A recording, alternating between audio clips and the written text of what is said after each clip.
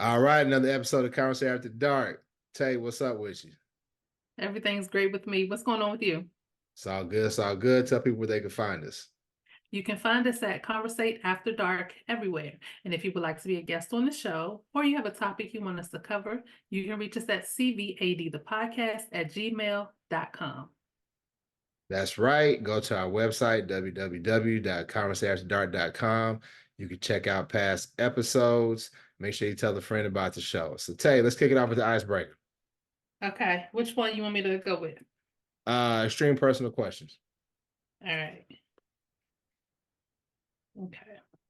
What possession of your parents were you most shocked to stumble upon while growing up? Oh, Lord. Um, my parents were pretty straight laced. Like I know, like I have friends who talked about how like they found like their parents' weed stash or different stuff like that. Um, I'm gonna say my mom had a massager. Um, it's not like the Hitachi that everybody has now, but it was similar. And looking back on it, um, yeah, I think that was the sign that mom was into self-love. You know what I'm saying? Now that I look back at it. So I'd have to say I'd be shocked about that because my parents were older and I heard my parents having sex. I think I talked about that on the show before, and I was extremely traumatized by that, because it happened more than once, more than twice. But if I had to say something, it would be like my mom's massager. Don't get You are funny. what about Actually, I have a similar thing. This happened when I was I'm gonna say early teen years. I found helping my mother clean out her room. I don't know if we were moving or what, but I know I was helping her clean up and going through boxes. And I found her dildo. And actually I didn't know what it was at first. Not until years later when I learned what toys were. And I was like, that's what that was. Oh my gosh. did she snatch it out of your hand real quick or did she like play it off? She played it off. Damn. I As mean, an adult, I did find my father's porn stash. I was shocked about that because it wasn't hidden. well, like my homeboy, like I think I said it before, like his pops had his porn stash like next to the toilet, like in like like people used to have the magazines, so you could read the Hmm. magazine while you're on the toilet. Like he had it was like a bunch of magazines, and he had like just a couple of them intertwined. I guess he thought that we weren't going to find them or whatever. So kids will find everything. I'm talking about tapes. I'm not talking about the. Uh, I'm not talking about because I had found my uncle's magazines when I was a kid. So, okay. so I was used to those, but the tapes was yeah. I think that might be the benefit of having like an old ass dad because maybe he just wasn't Mhm. technologically savvy enough to have like porno tapes and stuff like that. Yeah, I just don't think. I mean, gosh, I think my dad had enough real life activity that he didn't need to do all of those things. I'll just put it like that. So I don't disrespect Marvin Sr. I just put it like that. My dad had enough real life stuff going on that he was good. Okay. If you know what I mean by that. I get it. I think I get it anyway. Yeah, but speaking of finding our mother's toys, which is gross, by the way. uh, it's natural, but it's gross. May is I hate to date the show, but May is National Masturbation Month. Yes, it is. And I am definitely pro masturbation. What about you, Tay? I am. I've been doing it since I was a teenager. So I think I may have had a problem at one point in time in life, but Why yeah, do you it think is. you had a problem? Because I was doing it every day, sometimes multiple times a day. Why is that a problem? With a partner, without a partner, it didn't matter. Well, why is that why? Okay, so why do you think that's problematic? I mean, it may not have been a problem, but I don't know. It was like I just needed it every day. Like I said, whether I was with somebody or not, every single day. I ain't gonna lie. I can see why you would say that. I I think I started jacking off like probably like 13, 14. Nah, probably younger than that. I probably was like sixth, seventh grade. That's when Mhm. oh, it is a telltale sign for all boys. And I think like my wife and kids, they talked about it, like when your son start taking extra long showers and stuff, I think like every boy does that. Like you start taking extra long showers and shit, and you in there jacking off or what have you. But I started then, and then like it definitely um obviously I never stopped. But I think at some point, yeah, I was doing it multiple times a day. And I think it only became like problematic when like, a particular partner I was with thought it was problematic. Uh, Mhm. because like most of the time, like, I can masturbate to the memory. Like for me, I don't know what most people do. Some people maybe they do it to like erotica, like books. Some people do it to magazines. A lot of people do it to porn. I could do it to porn, but oftentimes it's, for me, when I jack off, it's going to be to the memories of me and a past partner, like like a real good session or what have you. That's typically Mhm. what I go to. Is like my imagination from the past is what gets me there. But I will say that this recently, I decided at the beginning of the year to abstain from masturbating for 2 months, and Okay. it was tough. But I will say that I saw the benefits when I was with a partner, because I've always, not to toot my own horn, I've always had like staying power, and I still have Mhm. that control. But it gets to a point where like you can't finish, and I think a lot of times it's because maybe you have masturbated too much. So it became more of an enjoyable experience for me and the person that I decided to be with, because I started hearing that, yes, I like the fact that you are able to get me where I need to be, but I want to be able to get you where you need to be as well. And Mhm. it happened more often when I decided to abstain from masturbating. Okay. Interesting. Well, I can see how that can happen. And I've heard a lot of dudes say that, like, they say, Mhm. you know what, actually, sex became better when I stopped masturbating as much. I still think that it's a good thing because, like, especially for us, like, mid 40s, looking at our 50s, over the horizon, the more you ejaculate, the better it is for your prostate health. So, Mhm. I think Mhm. you should, if you want to rub it out, go ahead and rub it out. But Yeah. if you rubbing it out and then you can't perform with your partner, then that is a problem. Yeah, I've also heard it's good to help with staying power, but with that you have to be practicing semen retention along with that, not just masturbating. But I don't know, that's what I've heard. I never dug deep into the semen retention. I feel like it probably has benefits for sex, but I don't see how that's healthy. You know what I mean? Just like staying backed up like that. But it's not a from what I understand from how I've heard it supposed to be done, it's not something you do and you just never release. It's a way of training your body to hold off before you release. So basically like edging. Yeah, yeah, pretty much. Okay, I got you. Let's see what they got to say in the comments. We got Sultana. She said, I never found anything, but I did accidentally walk in on my parents getting busy as a kid.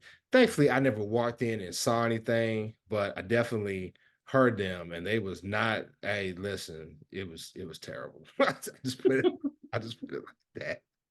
So Tana says she also feels attacked. That must mean she's a chronic masturbator. And then Carmen says, me too. I think I walked in on my mom riding my dad. Wow. Ooh, Yeah. thankfully, I don't have those. I don't have those memories. Yeah. Although I almost caught my father with my stepmother when I think I was like 4 or 5.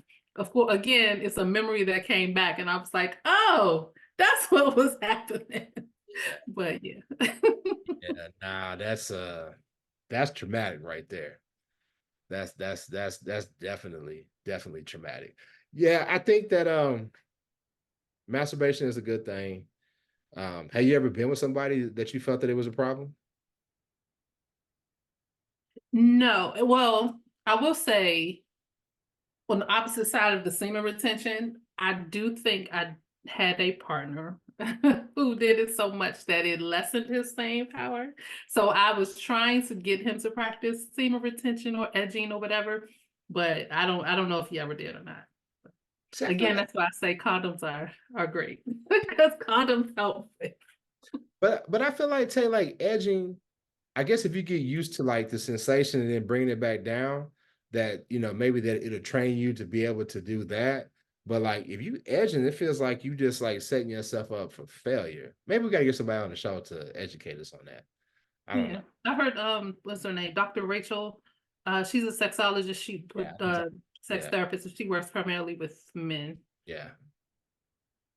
And what she say? No, I've heard her talk about semen retention and extending your Yeah. periods. But I think that you said you thought the guy was nothing quit because he was jacking out too much. Because I've also heard that's what I was saying on the opposite end of doing the semen retention to exercise your staying power. I've heard that if you do it too much and you just explode, whatever you want to say, quick, then you're training your body to come quick. I Okay. don't know.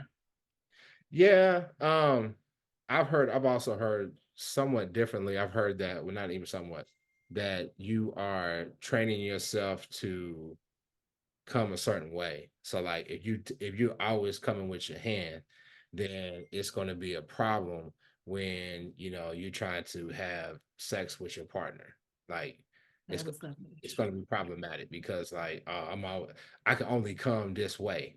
Um and I think there may be some merit to that a little bit. There may be a little bit of merit to that, at least for guys. I'll say that. What Then about if that's the case, I've never experienced a guy who's, a problem with doing it too much. Cause yeah, I don't know. yeah, Cause I think that was his issue. I'm gonna say issue because I can't say our sex life wasn't bad. So let me not say issue and make it seem like sex was bad. No, I just wanted a longer time, as everybody knows, because I've said it often. but hey, listen, you might just have like a loud P stream, and you got that power you. Well, That's an inside joke, y'all. Yeah. yes. That's an inside joke. Let's see what else they got to say. Sultana said it definitely had me confused. I was too young to understand a trip to Pound Town. Wow. It just gets worse and worse. Janine said the hand tells all. I'm not really sure what you mean by that, Janine. Explain, give me more explanation in the comments. Danielle said, same. I almost opened the door. God saw fit for my conscience to say, get your ass back in bed, go to sleep. Yeah, yeah. So, okay. I talked about how I started out the year abstaining from uh, jacking off. And recently, Tay, I've been real busy. I've been working on a lot of projects, starting a new job, got a lot of different things going on. And I was talking to one of my homeboys, and normally we talk about what dudes talk about, sports, tell lies, and talk about smashing women. And he said something to me. I guess we're getting mature. He said, "Bro, you got so much going on, man. You really don't have time to be, fucking around like that." And I was like, "Bro, you're right." So I've been celibate, Tay. What's the difference between celibate and abstaining? I'm actually not sure. To me, I know they're extremely similar. I've heard people say that they're different. I From my knowledge, I don't really understand the difference. So do you? Is it okay? Is celibacy meaning like you're not doing nothing at all? Like everything is shut down? Because I've been with women and they said they're celibate, and I was like, well, okay, so you don't masturbate, they was like nothing. It's shut down. So I think for me, definitely, I'm probably more abstaining because I definitely am still doing self love. That's the only way I mean, no, I can't just say something I'm gonna get through, but definitely, what I'm saying, I've been in touch with myself. But Okay. the attention that goes into a relationship or even just being physical with somebody, right now it's just not high on my priority list. I get that. I've been there. Well, mine was for religious reasons why I did it, but so I can say back then when I did it, it was more of a celibacy thing because I wasn't doing anything. If that's the definition. Okay. Okay. Yeah, and I mean for me, obviously, you have like friends with benefits, you have, things that can pop off in that way. But I think even in a friends with benefits situation, um, there's still a little bit of, I don't say commitment, but there's a level of engagement that needs to Mhm. that needs to be present. And I'm okay with, the friendship because I can hang with my boys, you know what I mean? And so I can hang with, one of my friends who happens to be a woman as well and have a good time. But obviously I'm not attracted to men, so ain't no sex gonna pop off with my boys. But I might be tempted to, saying push the envelope with a friend. Um, Okay. So I don't know. I think abstaining. Hey, so you only did it for religious reasons, you said? Yes. Back then it was for religious reasons. Okay. Hmm. We're gonna see how long it lasts, because I think maybe if I just had like a like pure like fuck buddy, like somebody Hmm. just be like, hey, come through, they come through. Y'all tighten each other up, and then they'd be like, "All right, I'll holler at you." Maybe that would be easier, but I'm Mr. Overly Friendly, and I start caring about people and what's going on in their lives and shit. And I just don't have too many fuck buddies, you know. Yeah, I get that. It could help you just help with clarity for everything in life, not just, sex and your partners and or future partners or whatever. At Yeah. least that's what I've heard. So have you had a fuck buddy in the past? I've had many. You're talking to somebody who has struggled with uh commitment phobia. So Okay. I tend to like the little gray area of the friends with benefits and no attachments thing. So Um, like you like the friends with benefits thing. So you like being able to hang out. So you like the lease with the option to buy, basically. yeah, pretty much. Matter of fact, I know at least two of my relationships started off with they were friends with benefits. We're like, hey, let's buy now. Was that If you your want to say that. obviously that was your decision, not theirs, right? Like your decision. Actually, no. At least I know with one of them, I know we actually had the conversation of this is just no strings attached. We just doing what we do or whatever. And then a few years later, it turned into an actual relationship. So when y'all was friends with benefits, were y'all in other situations as well? At the time, no, not for me. Only because, and I mean, and actually, with that situation, one of the reasons why I wanted to keep it a friends with benefits situation was because I had recently gone through a breakup. And so I knew that my heart wasn't going to be for anybody anyway, anybody else. So I needed to purge that other situation. So for me, he was the only person that I tolerated because, again, we had the conversation that we were on the same page and he was fun to hang out with. So, Then y'all decided to go ahead and make it. So how long did y'all last once y'all decided to make it a full-blown relationship? Actually, that was probably my longest relationship. How long is a little murky because we don't even really know when the actual relationship started because it started out as friends with benefits. We've had this conversation, so I'm not saying anything. He does watch the show. I'm not saying anything he doesn't know. But yeah, it was a little murky of our start date, so I'm not even sure, but it was definitely the longest relationship I've been in. Got you. Got you. Got you. Let's see what they got to say in the comments. So Tana said you're only celibate if someone buys a bit. Damn. Damn, what do y'all think about me? Let's see. What did Janine say? If he jamming then pulls out to finish, he likes his hand a little bit too much. Or he don't wanna I mean, we at an age where we ain't really having kids like that, but I don't know. I don't know about that one, Janine. Okay. Janine says C equals nothing, A equals no sex to me. Okay, so celibacy means nothing, A means just no sex. And then Janine also said, I had a fuck buddy, but he caught feelings when I met my ex-husband. I cut it off. That's a that's a good topic. What do you do when your F buddy catches feelings, She said but you don't?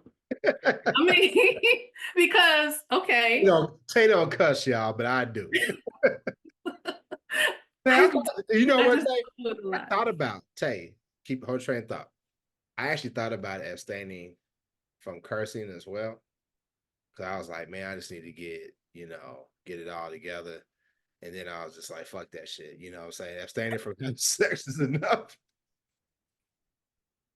But anyway, what was your question say? um, this goes back to something we debated a long time ago, whether men catch feelings or not. And I can say they do. So I've been in that situation a few times where somebody that I was looking at as a F buddy or friends with benefits or whatever caught feelings, and I was like, where did this come from? We had rules. What's going on? Or it just never went relationship, or it just never dawned on me. So how do you handle those situations? Like, what's the conversation? And if somebody comes to you and they tell you they have feelings and you don't feel the same, then what is the how do because I'm someone I can be blunt and I know my mouth can be lethal. So I try to hold my tongue many times because I don't intentionally want to hurt someone's feelings. So how do you handle that situation? You should have said trigger warning. Um, okay, I'll address the second question first. I think that you just have to be 100% candid and be considerate at the same time. Like, not be like, well, you knew what it was, and I don't understand. You know what I mean? Be Mhm. respectful of their feelings, because obviously this is somebody. I mean, I don't know. You might be a savage, but I would like to think that you at least have a little bit of feelings for this person if y'all are having sex. I can't just be like super cold hearted. But I would just basically lay out why you not necessarily you don't have to explain why you don't want to proceed with a relationship, because maybe that'll start like a back and forth that you don't really want to get into. But just be considerate and be honest, and like, I just don't really see that for you and I. And then that's it. Because like What if I think at this age, everybody appreciates the truth. Everybody appreciates, mhm. and the truth may hurt your feelings, right? But at least if you tell the truth, then you're not gonna, if they're not fucking crazy, at least you're not gonna have somebody like, stalking your page and doing all kind of, crazy shit. If you've been above and honest the whole time. I can see that. Back in my 20s, I was that savage to be like, well, you knew you knew the rules. I'm not that way anymore. That's what I'm trying to be a better person. Well, so let me ask you this: Has it Mhm. to you? Has the roles ever been reversed? No, and, we've talked about this before. I'm a habitual rule follower, so if you tell me this what it is, or if I perceive that this is what it is, in my mind, that's what it is until we have a conversation. If we never have a conversation that is going towards more, then in my mind, it's still what it is.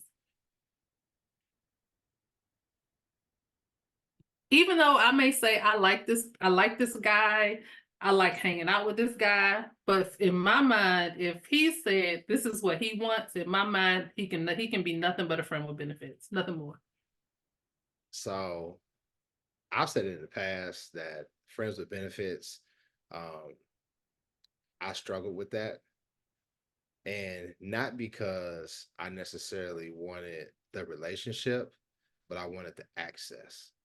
And say it turns into a situation where, okay, this no longer serves me because I have found somebody who wants what I want or can give me what I want.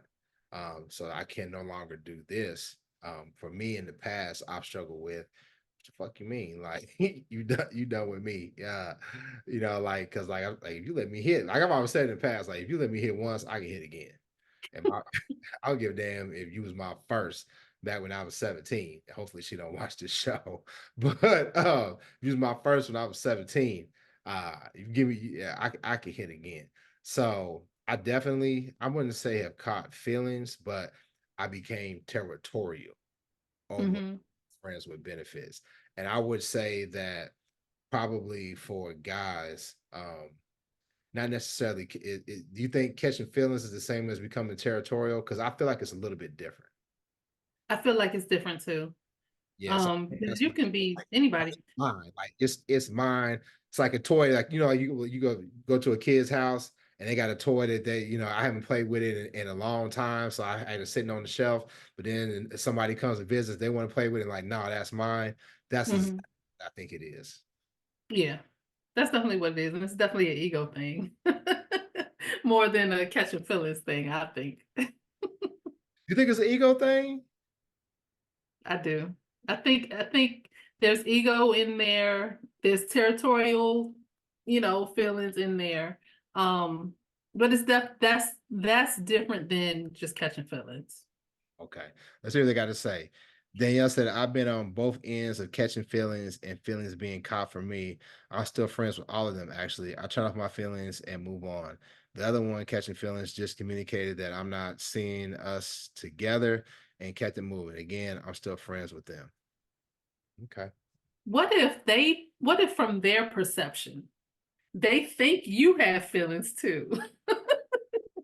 Because I've been in that situation too. Damn. I'm just too nice. I'm too nice of a person. Because if I said half the stuff that's in my head, nobody would like me.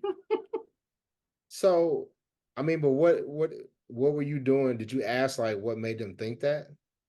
Or is No, that too harsh? because Is that too harsh of a question?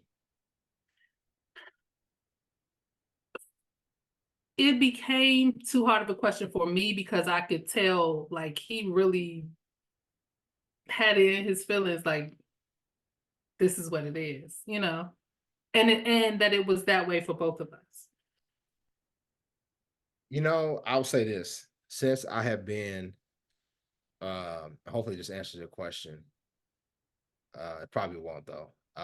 Since I've been on the periphery, not on the periphery, since I have stuck my toe in the non-monogamous world, um, I have become more cognizant of the signals that I show, whether consciously or subconsciously. And it sucks because it causes me to put boundaries up that I don't necessarily want to have.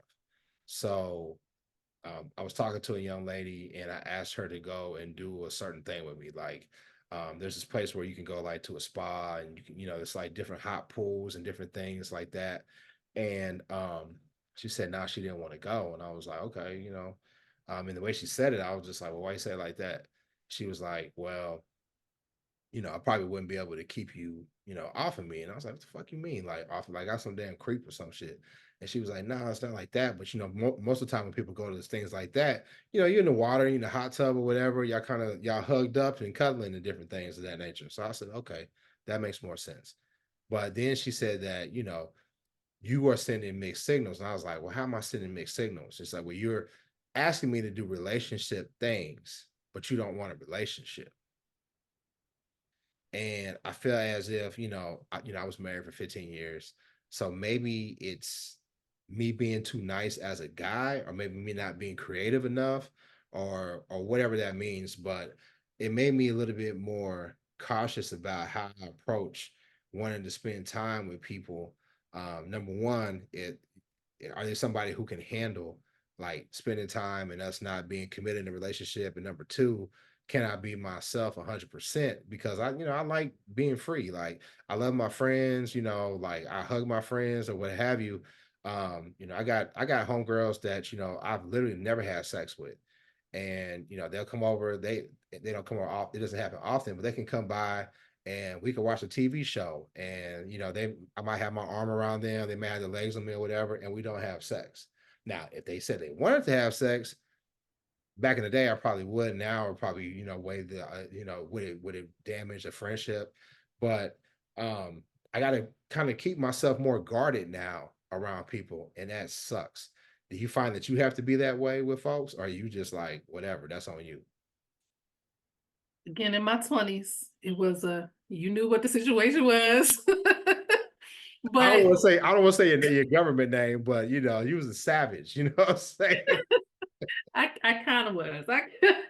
Looking back on the situation, a friend of mine, a good friend of mine, kind of laid it out for me. I was kind of bad, but but I was nice about it. But but anyway, but yes. You're not one of those baby honey sweetie type people though.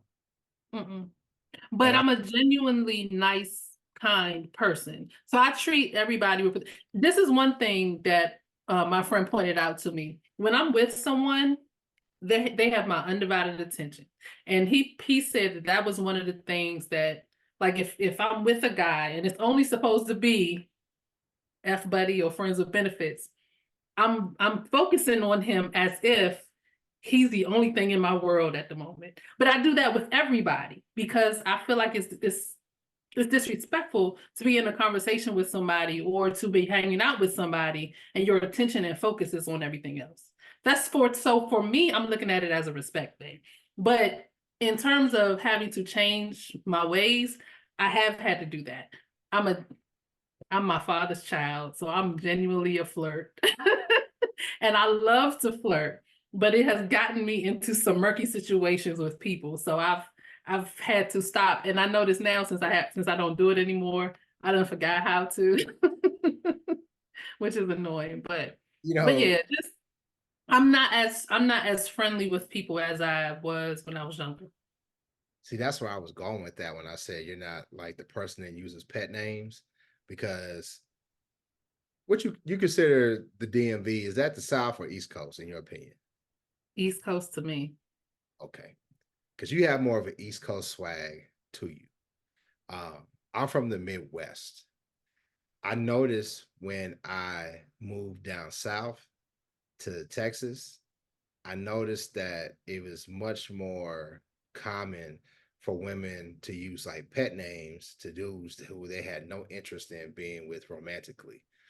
And I know that for me, depending on the body language that they used at the time, and maybe they were doing it on purpose to try to persuade me to, to do things for them or to be nicer to them or what have you. But like those pet names that women use sometimes by saying honey and boo and all that other shit, like that could give a mixed signal to guys. And then another thing that y'all do, and let me know if you do this on purpose in the chat, let me know if y'all do this on purpose. When you're in the workplace and y'all talking and sometimes when y'all get too close, like say you come up to you sitting at your desk and she comes up to ask you a question, right? But then she puts a titty on your arm. Y'all know No. y'all titties on our arm, right? I don't like touching people. If it's outside of sex, I'm not a physical touch type person, so I don't do that stuff. Plus, But you know women do that though, right? I've seen it and I've heard about it. And so is it Uh, intentional or is it just kind of like I'm just operating and my titty happens to be on you? from my eyes looking in, it looks intentional. I knew it. But also, I'm someone who comes from a traditionally male dominated work industry. So for me to be that flirtatious, it I'm sure that could have been a problem. But I did use my femininity sometimes at work. For the most part, I was kind of a tomboy one of the guys because I just wanted to be able to prove that I'm here because I deserve to be here. But there were times if I didn't want to do something, I would kind of, play into the feminism a little bit, femininity a little bit, not feminism. So okay. Have you ever played dumb? No, I refuse to do that. I was talking to one of my homegirls and she was like, she she learned this from another person and she was just like, just play dumb. Just act like you don't know what's going on, and then eventually you'll get your way. Like she said, like they would like go to clubs and like they didn't want to pay to get in, so they would act like they didn't know that it was a cover charge or whatever.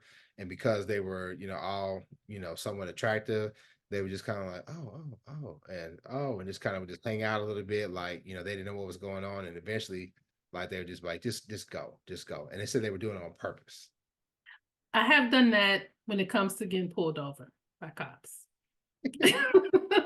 But otherwise, I don't like when women play dumb. I just don't like it. And like as I said, in the industry that I came from, to be a woman to act like you're dumb, that can be terrible for your career. So So, no.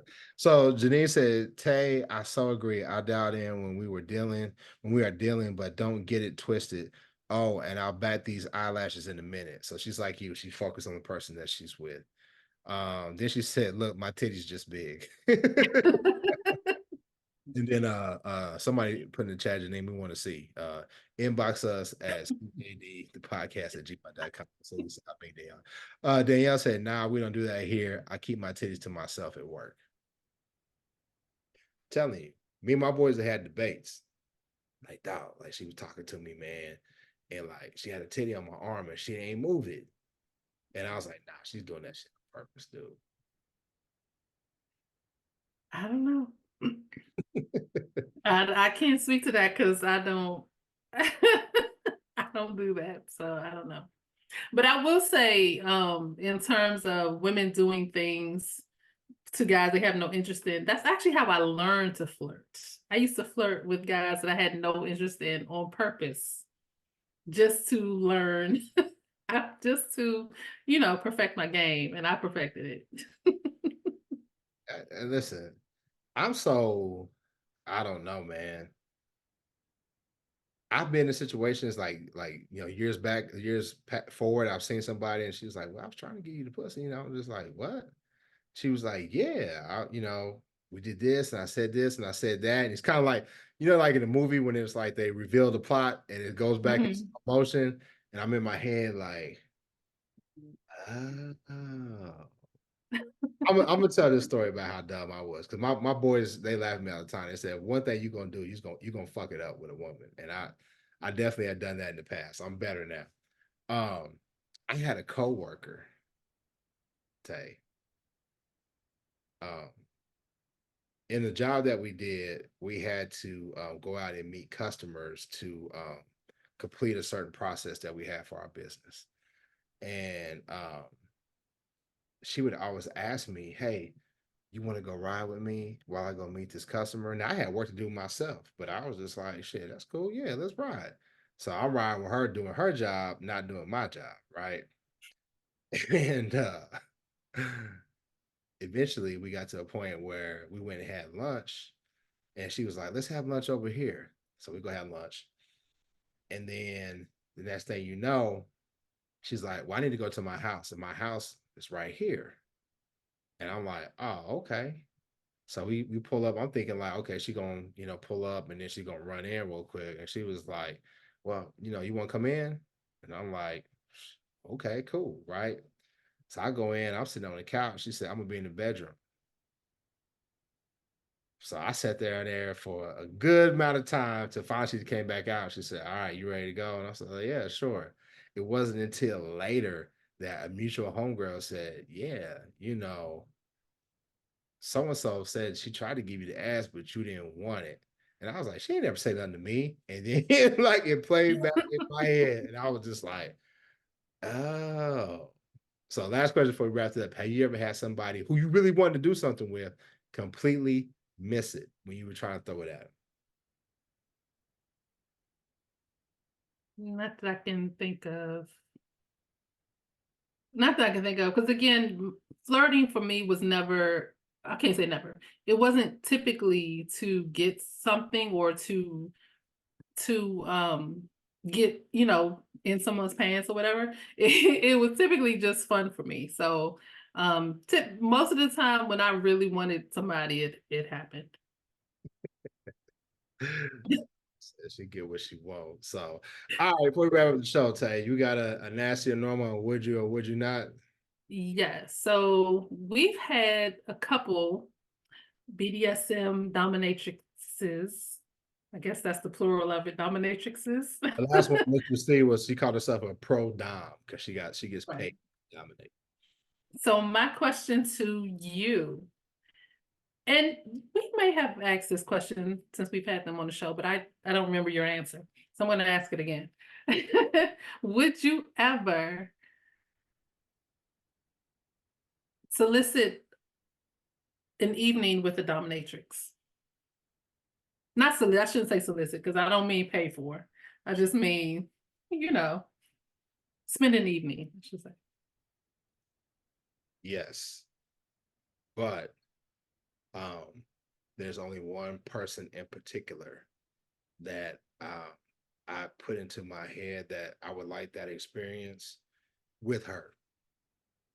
One person in particular, I know that she's experienced in that type of play, and I don't know because typically, me tell you, I'm type A personality. I'm a man's man. I just that's just me. And I think the good thing about the episode that we had with Mistress C was, the questions that she put out, that you need to really ask and the discussion you need to ask and just saying like don't just, just don't go to the dungeon or just don't show up to the hotel or whatever and just jump into it. You need to ask questions. That really helped me because I think, I would still be willing to do that with that person, but I feel like I would be better prepared because it might be a situation. Once I found out that I need to be asking questions like that, I realized that I probably would be putting myself in a situation where it would get too deep, too fast. Pause. And okay. So yes, to answer your question, I would do it with one particular person, and that's it. Okay, understandable. So have you done it before or would you do it? I've never full on dominated someone. It's usually in the midst of a sexual situation and I'll get dominant, but I've never spent like a whole session being a dom to someone. But I would because I really want to learn how to flog. I witnessed someone getting flogged and I was mesmerized. I want to do that. That's on my bucket list. Really? Yes. I was at a swingers club with a friend and somebody was doing rope work with somebody.